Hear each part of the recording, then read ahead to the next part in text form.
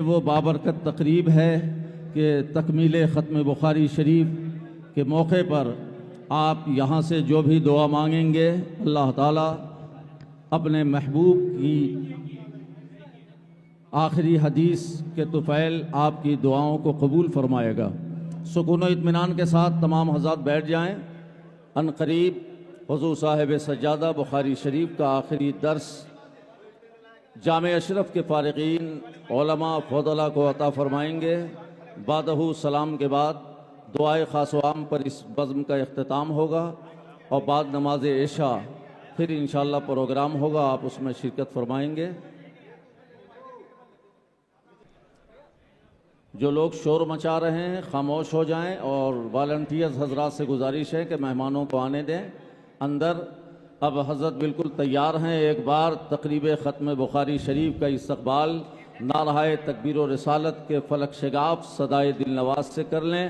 نعرہ تکبیر، نعرہ رسالت، آغاز عرس مخدوم اشرف، جامع اشرف، اساتذہ جامع اشرف، طلبہ جامع اشرف، تقریب ختم بخاری شریف، جانشین مخدوم اشرف حضرت علامہ سید محمود اشرف۔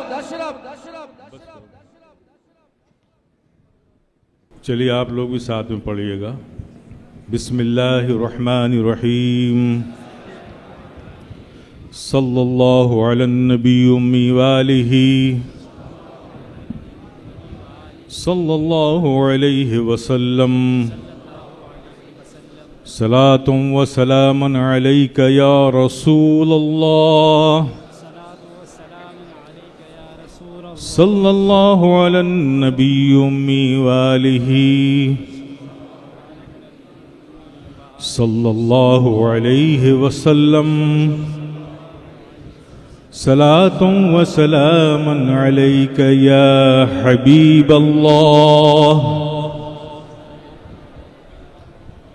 صلی اللہ علی النبی الامی والہ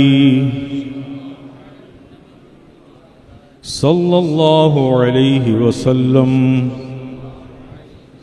صلاۃ و سلام علیک یا نبی اللہ،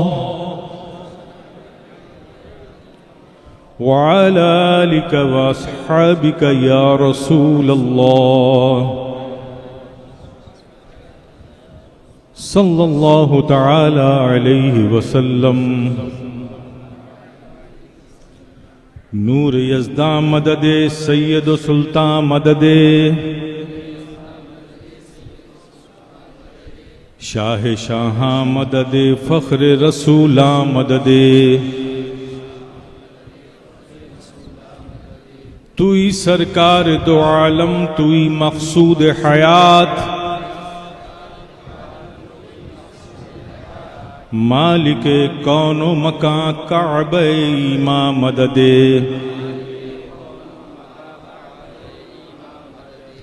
در گلو توق غلامی شہ اشرف دارم، یا حبیبی بطفیل شہ سمنا مدد، یا حبیبی بطفیل شہ سمنا مدد،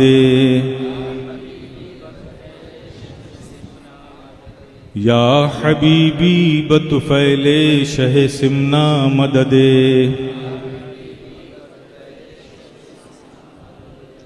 اب آپ لوگ سماعت کہیے، طلبہ پڑھیں گے۔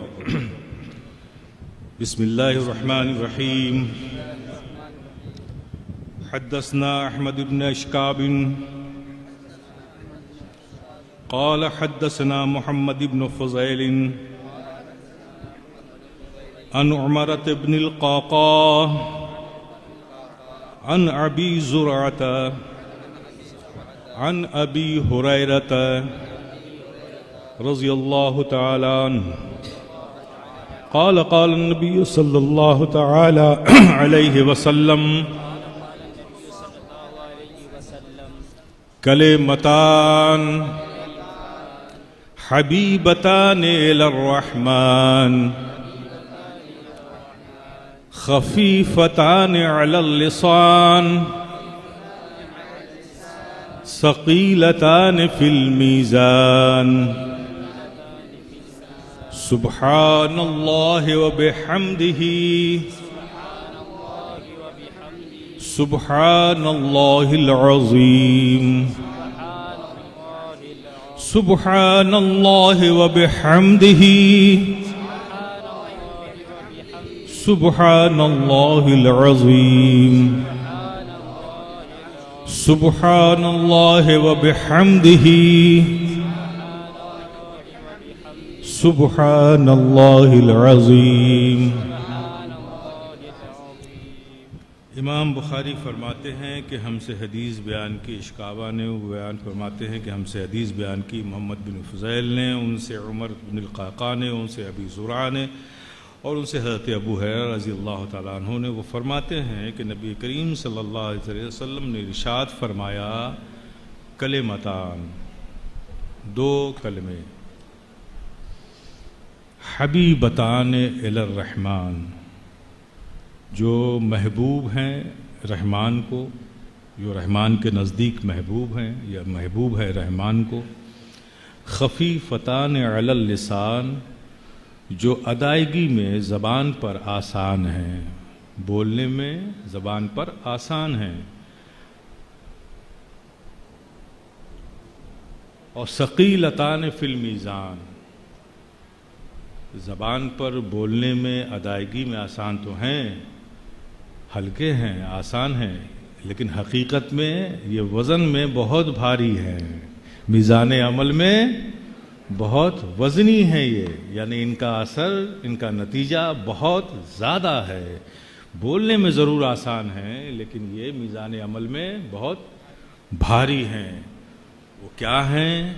سبحان اللہ و بحمدہ سبحان اللہ العظیم. حضرات، ہمارے آقا صلی اللہ تعالی علیہ وسلم کا کس قدر ہماری جانوں پر یہ فضل ہے، کرم ہے، ان کی شفقتیں ہیں، ان کی عنایتیں ہیں کہ آج ہمیں یہ معلوم ہو گیا آقا کی وجہ سے کہ اللہ کو کیا پسند ہے نا. اب آپ دیکھیں، محبوب ہیں یہ دو کلمے اللہ کو. اس کا کیا مطلب ہوا؟ کلمے محبوب ہیں، مطلب یہ ہے کہ اس کا پڑھنے والا، یہ کلمے محبوب ہے، اس کا مطلب یہ ہے کہ اس کا پڑھنے والا رب کو محبوب ہے. جو جتنی کثرت سے پڑھے گا رب کی بارگاہ میں محبوبیت کا قرب حاصل کرے گا، یعنی اس کا پڑھنے والا رب کو محبوب ہے. وہ کیا کلمے ہیں؟ سبحان اللہ و بحمدہ سبحان اللہ. تو قربت الہی کا کتنا آسان نسخہ دے دیا کہ جو کہنے میں بھی آسان ہے، میزان عمل میں بھاری ہیں، اور جن کے پڑھنے سے رب کا قرب ملتا ہے، رب کی رضا ملتی ہے. تو کتنا کرم ہے آقا کا ہم پر، ہے نا. تو اسے آپ لوگوں سے بھی کہوں گا کہ آپ لوگ پڑھا کیجئے. یہ بہت بڑی نعمت ہے ان کلمے کو، جو آسان ہے، اور آسان ہے. جو عربی نہیں جانتے، جو کچھ نہیں جانتے، وہ بھی بڑی آسانی سے اسے یاد کر کے پڑھ سکتے ہیں، اتنا آسان ہے. اب آئیے، ثقیلتان فی المیزان، میزان عمل میں بھاری. جس میزان عمل پر یہ بھاری ہوگا وہ میزان کیا ہے نا. ذرا اس کی بھی وسعت دیکھ لیجیے. میزان تولنے والا میزان ہوتا نا، تو ہم نے جتنے میزان دیکھے ہیں نا، اب اس میزان کو دیکھیے. حضرت داؤد علیہ السلام نے رب کی بارگاہ میں ایک بار یہ خواہش کی کہ مولا تو وہ جو میزان حشر میں لگائے گا وہ کیسا ہوگا تیرا میزان. اب نبی نے خواہش کا اظہار کیا، اللہ نے اپنے نبی کی خواہش کو قبول کیا، اس میزان کو ظاہر کیا.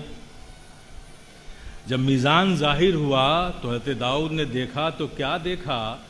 اس کا ایک سرا مشرق سے لگا ہوا ہے اور ایک سرا جو ہے مغرب سے لگا ہوا ہے.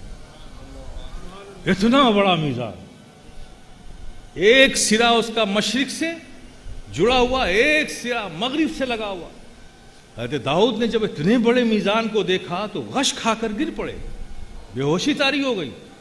جب ہوش میں آئے تو رب سے پوچھا، مولا یہ میزان تو اسے بھرے گا کون؟ جب یہ میزان اتنا بڑا ہے مولا تو اسے بھرے گا کون؟ تو اللہ نے اپنے نبی حضرت داؤد سے فرمایا، ہے میرے نبی، جس سے میں راضی ہو جاؤں گا نا، ایک کھجور کے دانے کے برابر بھی اگر اس کا عمل ہوگا تو اسی سے بھر دوں گا.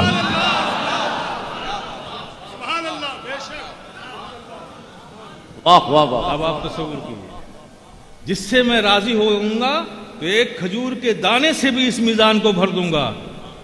اب آپ تصور کیجئے، سبحان اللہ و بحمدہ سبحان اللہ العظیم، کتنی بڑی نعمت ہمیں مل گئی. سبحان اللہ. تو اللہ کے پیارے حبیب فرماتے ہیں کہ اس کا پڑھنے والا رب کو محبوب ہے. محبوب تو جبھی ہوگا نا جب رب راضی ہوگا. اور ایک کھجور کے دانے کے برابر بھی اگر ہمارے کچھ عمل ہیں تو اللہ اس سے راضی ہوگا تو یہ اس میزان کو بھر دے گا. کتنی اہم چیز ہے یہ. سبحان اللہ و بحمدہ سبحان اللہ العظیم. اب اس موقع پر حضرات، امام بخاری کا یہ بڑا عظیم کارنامہ ہے. امام الدنیا امام بخاری، جو آپ نے بخاری شریف کو جمع کیا، تمام حدیثوں کو. جامع محمد بن اسماعیل اس کتاب کا نام ہے، عرف عام میں ہم لوگ بخاری شریف کہتے ہیں. تو اس میں جو کتابیں جمع کی، اب یہ خیال بات ہوئی کہ حضرت امام الدنیا امام بخاری کو ایسا کرنے کا خیال کیسے آیا؟ چونکہ عمل تو بعد میں ہوتا ہے نا، پہلے خیال آتا ہے. کوئی چیز عمل میں تب آتی ہے جب اس کی سوچ پہلے آتی ہے نا کہ مجھے ایسا کرنا ہے، تب وہ عمل کرے گا. تو اب یہی سوال امام الدنیا امام بخاری کی بارگاہ میں کہ حضور آپ نے اتنی محنت کی یا حدیث جمع کی، تو ایسا کرنے کا خیال آپ کو کیسے آیا؟ تو امام الدنیا امام بخاری فرماتے ہیں کہ میں نے ایک دن خواب دیکھا، آقائے دو جہاں صلی اللہ تعالی علیہ وسلم کو خواب میں دیکھنے کا شرف ہمیں حاصل ہوا. ہم نے زیارت کی اور خود کو اس حال میں دیکھا کہ آقا تشریف فرمائیں اور میں آقا کو پنکھے جھل رہا ہوں. کیا جھل رہا ہوں؟ پنکھے جھل رہا ہوں. جب بیدار ہوئے تو آپ نے خواب کی تعبیر بتانے والوں سے اپنا خواب بیان کیا اور تعبیر جاننی چاہیے کہ میں نے آقا کو آج کی زیارت کی اور خود کو اس حال میں دیکھا کہ میں آقا کو پنکھے جھل رہا ہوں، تو اس کی تعبیر کیا ہے؟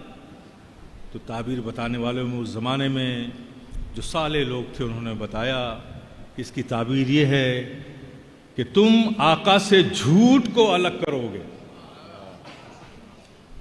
جو لوگ جھوٹ باندھیں گے آقا کی طرف، جھوٹ باندھنے کا مطلب یہ کہ جو آقا نے نہیں کہا وہ آقا کی طرف سے پیش کریں گے. جو لوگ جھوٹ باندھیں گے تم اس کو الگ کرو گے. پھر میرے دل میں خیال آیا تو میں نے یہ جمع کیا. اور یہ جناب یہ خیال صرف خیال ہی تک نہیں رہا، ان کی یہ جستجو، ان کا یہ جذبہ، ان کا یہ ذوق، ان کا یہ لگن صرف لگن ہی تک نہیں رہا، وہ عشق بن گیا. کیا بن گیا؟ وہ عشق بن گیا. اور عشق نے جنون پیدا کر دیا. اور جنون ایسا پیدا ہوا کہ امام بخاری فرماتے ہیں کہ 10 سال کی عمر میں امام الدنیا امام بخاری کو 70,000 حدیثیں یاد تھیں. واہ واہ واہ، سبحان اللہ. 70,000 حدیثیں. آپ تصور کیجئے. اور عمر کیا ہے؟ کہنا بڑا آسان رہا، آپ کا سننا بھی بڑا آسان ہوا. لیکن ذرا تصور تو کیجئے یہ 10 سال کی عمر ہوتی کیا ہے. 10 سال کی عمر سے ہم بھی گزرے ہیں، آپ بھی گزرے ہیں، بچے گزر رہے ہیں. ذرا اپنا ماضی یاد کیجئے. 10 سال میں ذہن میں کیا یکسوئی رہتی ہے؟ کیا ذہن کسی ایک حالت پہ رہتا ہے؟ کبھی ادھر ہے کبھی ادھر ہے. کسی چیز کو محفوظ کر لینا اور اسے یاد رکھنا یہ 10 سال کی عمر میں بچوں کی فطرت نہیں ہوتی ہے. لیکن یہ کمال امام الدنیا امام بخاری سے ہوا تو اس بنیاد پر ہوا. کہتے امام بخاری کو عشق تھا. یہ ان کا ذاتی کمال نہیں تھا بلکہ ان کے عشق کا کمال تھا جو انہیں یہاں تک لے گیا کہ 10 سال کی عمر میں سرکار سے جو عشق تھا اس عشق نے ان کے ذہن و قلب پر 10,000 حدیثوں کو 70,000 حدیثوں کو محفوظ کرا دیا. اور یہی عشق کا کمال تھا میرے پیارے. یہی عشق کا کمال تھا کہ جب امام الدنیا حضرت امام بخاری جب دنیا سے رخصت ہوئے آپ کا وصال ہوا اور آپ کی تدفین ہوئی. جب آپ کی تربت پر مٹی ڈالی گئی تو اس زمانے کے لوگوں نے لکھا ہے, مورخین نے اس کو تحریر کیا ہے کہ آپ کی تربت پاک کی مٹی سے مشک کی خوشبو آتی تھی اور لوگ اسے تبرکن اپنے گھر لے جاتے تھے. سبحان اللہ. تبرکن اپنے گھر لے کر جاتے تھے. مشک کی خوشبو آتی تھی. قبر کسے کہتے ہیں؟ قبر جو اوپر مٹی ہوتی ہے اسے قبر نہیں کہتے. قبر وہ جو گڈھا کھودا جاتا اسے قبر کہتے ہیں. اس میں حضرت امام بخاری کو رکھا گیا, پھر اس پر تختے بھی لگائے گئے ہوں گے, پٹرے بھی لگائے گئے ہوں گے, پھر اس کے اوپر منو مٹی ڈالی ہو گئی. تو یہ خوشبو آئی کہاں سے؟ یہ خوشبو آئی کہاں سے؟ گڈھا ہے, اوپر تختے لگا کر پاٹ دیے گئے ہیں, پھر اس کے اوپر منو مٹی ہے, پھر یہ اوپر کی مٹی میں خوشبو کہاں سے آئی؟ میرے پیارے یہ خوشبو اس عشق کی خوشبو تھی جو امام الدنیا امام بخاری کے سینوں میں جل رہی تھی. اور وہ خوشبو کو کوئی چیز روک نہیں سکتی. جسد امام بخاری زمین کی گہرائیوں میں تھا, لیکن نبی سے جو ان کا عشق تھا وہ عشق کی خوشبو اوپر اٹھ رہی تھی, اوپر اٹھتی جا رہی تھی اور تربت پہ پڑی ہوئی مٹیوں کو مشکبار بنا رہی تھی. یہ عشق تھا امام الدنیا امام بخاری کا میرے پیارے. اور امام الدنیا امام بخاری کی بات کی جائے تو غضب کا حافظہ تھا. آپ کی پوری زندگی جب پڑھیے تو ایسا لگتا ہے کہ اللہ نے اپنے محبوب کے اقوال کو ہر جہت سے محفوظ رکھنے کے لیے, جرح تعدیل کی کسوٹی پر سند و اسناد کی بنیاد پر محفوظ کرنے کے لیے امام بخاری کا انتخاب فرمایا. امام بخاری فرماتے ہیں کہ میں نے اس میں کتنی حدیثیں ہیں؟ 7,275 حدیثیں ہیں. کتنی حدیثیں ہیں؟ 7,275 حدیثیں. امام بخاری فرماتے ہیں کہ یہ 7,275 حدیثیں میں نے 6 لاکھ حدیثوں سے انتخاب کیا ہے. کتنی حدیثوں سے؟ 6 لاکھ حدیثوں سے یہ 7,275 حدیثوں کا میں نے انتخاب کیا ہے. دوسرے مقام پر فرماتے ہیں کہ مجھے 1 لاکھ حدیثیں یاد ہیں, سند و متن کے اعتبار سے مکمل یاد ہیں مجھے, اور میرے نزدیک جرح و تعدیل کی کسوٹی پہ بالکل کھری ہیں. ایسی 1 لاکھ حدیثیں مجھے یاد ہیں, اور 2 لاکھ حدیثیں ایسی ہیں جو اس سے کچھ کم درجے کی ہیں. اس میں سے امام بخاری نے 7,275 حدیثوں کا انتخاب کیا ہے. سمجھیے آپ. اور فرماتے ہیں کہ اس کتاب کی جامع محمد بن اسماعیل کی, جسے ہم بخاری شریف کہتے ہیں, آپ فرماتے ہیں کہ اس کی تکمیل میں نے 16 سالوں میں کی ہے. کتنے سالوں میں کی ہے؟ 16 سالوں میں اس کی تکمیل آپ نے فرمائی ہے. حافظہ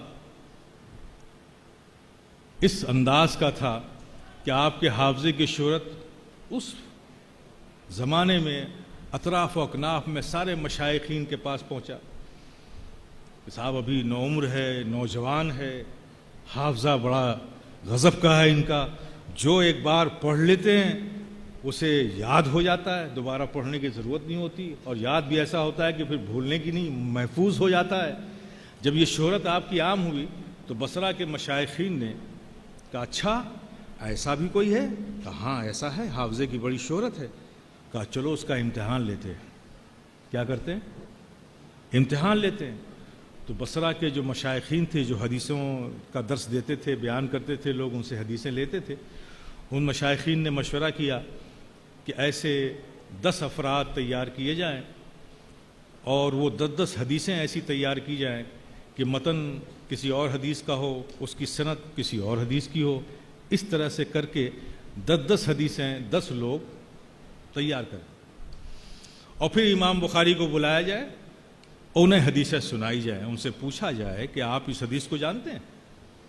مشورہ ہو گیا، امام بخاری کو محفل میں بلایا گیا، محفل لگ گئی، سارے مشائخین بیٹھے اور عوام بھی بیٹھی ہے، چونکہ بڑا شورا تھا امام بخاری کا اس وقت. تو ایک حدیث ایک شیخ کھڑے ہوئے، انہوں نے اپنے حصے کی 10 حدیثیں سنائیں جس میں متن کچھ اور کسی حدیث کا تھا، سند کسی اور، راویان کسی اور حدیث کے تھے. 10 حدیثیں سنانے کے بعد امام بخاری سے پوچھا کہ کیا یہ حدیثیں آپ جانتے ہیں؟ تو امام بخاری نے فرمایا نہیں، میں نہیں جانتا. پھر دوسرے شخص کھڑے ہوئے، انہوں نے اسی طرح کی بنائی ہوئی حدیثیں 10 اپنی سنائیں. پوچھا آپ ان میں سے کسی کو جانتے ہیں؟ کہا نہیں، میں ان میں سے کسی کو نہیں جانتا. پھر تیسرے کھڑے، اس طرح سے 10 افراد 10 مشائخین کھڑے ہوئے، انہوں نے 10 حدیثیں اپنی سنا دی. پھر اس کے بعد لوگوں نے پوچھا تو آپ ان 100 حدیثوں میں سے کسی حدیث کو نہیں جانتے؟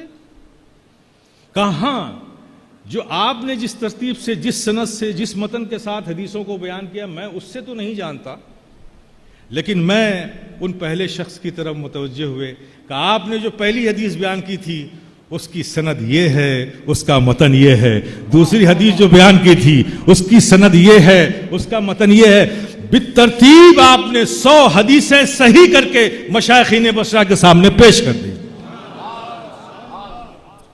یہ امام بخاری کا حافظہ تھا. ان کے ایک بچپن کے دوست ہیں حاشد ابن اسماعیل، وہ فرماتے ہیں کہ میں اور امام بخاری، محمد بن اسماعیل صاحب جو امام بخاری امام الدنیا ہیں، ہم لوگ ساتھ میں مشائخین بصرہ کے پاس حدیثوں کی سماعت کے لیے جاتے تھے. تو ہم لوگ نوٹ بک لے کر جاتے تھے، کاپی کتاب لے کر جاتے تھے، اور جو وہ فرماتے تھے حدیثیں نوٹ کر لیتے تھے، محفوظ کر لیتے تھے. لیکن امام بخاری کچھ لے کر نہیں جاتے تھے، جاتے تھے، سنتے تھے، چلے آتے تھے. 15 دن ہو گئے تو ہم نے پوچھا کہ 15 دن میں ہم لوگ حدیثیں نوٹ کر کر کے آ رہے ہیں، آپ نہ کاپی لے کر جاتے ہیں، نہ قلم لے کر جاتے ہیں، صرف سن کر چلے آتے ہیں، تو آپ اپنا وقت ضائع کیوں کر رہے ہیں؟ نوٹ تو کچھ کرتے نہیں، صرف جاتے ہیں، سن کے چلے آتے ہیں، آپ وقت ضائع کر رہے ہیں. یہ بچپن کی بات ہے. تو امام بخاری فرماتے ہیں اچھا آپ کو ایسا لگتا ہے تو چلیے آپ اپنی نوٹ بک کھولیے. نوٹ بک کھولیے تو حاشد ابن اسماعیل نے اپنی نوٹ بک کھولی. اب امام بخاری نے جو پہلی نشست کی پہلی سماعت کی حدیث تھی، وہاں سے لے کر کے ان 15 دنوں میں 16,000 حدیثیں 16,000 حدیثیں جو حاشد ابن اسماعیل نے سماعت کی اور نوٹ بک میں نوٹ کی تھی، امام بخاری بالترتیب پوری حدیثیں سنانے لگے. حاشد ابن اسماعیل فرماتے ہیں کہ ایسا لگتا تھا جیسے یہ حدیثیں ہم نے کسی دوسرے مشائخ سے نہیں بلکہ خود امام بخاری سے سنی ہے. یہ حافظہ تھا، خدا داد حافظہ تھا. اور پھر اللہ نے کس قدر فضل فرمایا. حضرت امام بخاری رضی اللہ تعالیٰ عنہ کا حال یہ تھا کہ آپ جب کوئی حدیث آپ کو ملتی تھی تو پہلے خود حدیث دینے والے کو دیکھتے تھے، راوی کو دیکھتے تھے کہ یہ کیسا صادق ہے، امین ہے، صحیح ہے کہ نہیں ہے. پھر حدیث کو جرح و تعدیل کی کسوٹی پر پرکھتے تھے. جب وہاں بھی اطمینان ہو جاتا تھا پھر بھی لکھتے نہیں تھے، پھر آتے تھے، غسل فرماتے تھے، غسل کر کے پھر 2 رکعت نماز نفل ادا کرتے تھے. اور یہ سب کام کہاں کرتے تھے؟ روضہ نبوی اور منبر نبوی کے درمیان بیٹھ کر ابواب بندی کرتے تھے، تحریر کرتے تھے، پھر استخارہ بھی کرتے تھے. جب رب کی جانب سے قلب کا میلان ہو جاتا تھا کہ نہیں یہ صحیح ہے، اس کے بعد تحریر فرماتے تھے. یہ احتیاط تھا آپ کا، امام بخاری کا کس قدر احتیاط تھا. اور اس کی مقبولیت میرے پیارے اللہ اکبر، کیا مقبولیت ہے. حضرت محمد بن یوسف فربری فرماتے ہیں کہ ایک دن میں نے آقا کو خواب میں دیکھا، آقا صلی اللہ علیہ وسلم خواب میں دیکھا تو آقا نے مجھ سے پوچھا تم فقہ پڑھتے ہو میری کتاب نہیں پڑھتے؟ تو حضرت محمد یوسف فرماتے ہیں آقا آپ کی کون سی کتاب ہے؟ کہ تمہیں معلوم نہیں میری کتاب جامع محمد بن اسماعیل ہے، یعنی میری کتاب یہ بخاری شریف جامع محمد بن اسماعیل ہے. یہ حضرت محمد یوسف فیربلی فرماتے ہیں، اور بڑی مقبول رہی ہے. آج بھی علماء میں درسگاہوں میں یہ بڑی مقبول رہی ہے. اللہ پاک ہم سب کو اس کی برکتیں عطا فرمائے. سبحان اللہ و بحمدہ سبحان اللہ العظیم. اسی بخاری شریف میں دوسری حدیث اس کی وضاحت پر ہے. حضرت ابو ہریرہ رضی اللہ تعالیٰ عنہ سے وہ حدیث مروی ہے. وہ فرماتے ہیں کہ آقا نے ارشاد فرمایا کہ جو اسے ایک دن میں من قال سبحان اللہ و بحمدہ فی یوم میتا مرت حتت خطایا ہو وإن